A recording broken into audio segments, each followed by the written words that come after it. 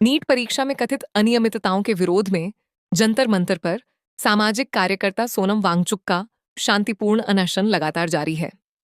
देश भर के विद्यार्थी और नागरिक इस आंदोलन के समर्थन में सामने आ रहे हैं तथा भारत की माननीय राष्ट्रपति से हस्तक्षेप की मांग कर रहे हैं।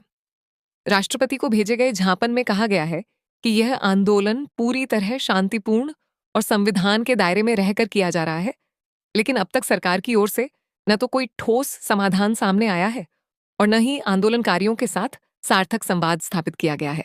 में सरकार से मांग की गई है कि आंदोलनकारियों की चिंताओं को गंभीरता से सुना जाए, नीट परीक्षा में हुई कथित अनियमितताओं की निष्पक्ष और पारदर्शी जांच कराई जाए तथा छात्रों का विश्वास बहाल करने के लिए प्रभावी कदम उठाए जाएं।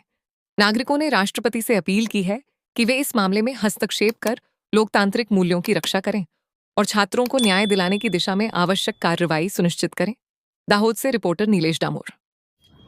અમે અહીંયા દાહોદમાં આ બધા નીટના સ્ટુડન્ટ્સ જોડે અને અમારા જોડે જે લોકો જોડાયા છે, અમે સોનમ વાંગચુકજીના અનશનને સપોર્ટ કરવા માટે અહીંયા આવ્યા છે. અમે લોકોની જોડે નીટના 2 વિદ્યાર્થી પણ છે જે લોકોને આ વર્ષે બહુ તકલીફ ઝેલવી પડી છે આ પેપર લીકના કારણે.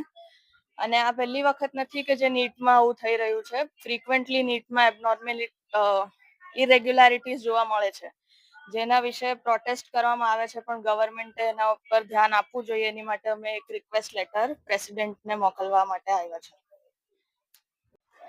મેં નિયતિ ડામોર આ વખતે નીટ આપી હતી અને એનાથી અમને મતલબ આ બીજો ટ્રાય હતો મારો, તો એમાં મેં મતલબ એ નોટિસ કર્યું કે જે રીતે લોકો સિક્યુરિટીમાં અને એન્ટ્રન્સમાં ને એવી રીતે ચેક કરે છે, એટલી સિક્યુરિટી એ લોકોના પેપરમાં નથી. જ્યારે એની સીટ ને એવું ચેક ઝેરોક્સ માટે આપે છે ને એમ તારે, તો એવી રીતે જો એ લોકો ત્યાં બી સિક્યુરિટી રાખતા હોય તો આ પેપર લીકનું ને એવું કંઈ ના થાય ને એના કારણે સ્ટુડન્ટો બી એમના ખુદનું મતલબ સુસાઇડ ને એવું ના કરે કંઈ. તો હવેથી એ વાત છે કે જ્યાં આપણે સિક્યુરિટી ચેક કરે છે એવી રીતે એન્ટ્રન્સમાં કરે, એવી રીતે જ્યાં પેપર ને એવું બને છે ત્યાં એવી રીતે સિક્યુરિટી રાખો. અને આ સોનમ વાંગચુકના સપોર્ટ માટે અમે અહીંયા આવેલા છે અત્યારે. તો જો અમે પ્રેસિડેન્ટને અમે લેટર મોકલાવ્યો છે, જો આનાથી હજી કંઈ નહીં કરે તો અમે હજી ટ્રાય કરતા રહેશું અને એમ જ સપોર્ટમાં રહેશું સોનમ વાંગચુકના. નીટની પરીક્ષામાં એક ગંભીર ગેરરીતિઓ થઈ અને એ ગેરરીતિઓને લઈને પરીક્ષાને રદ કરવામાં આવી. તો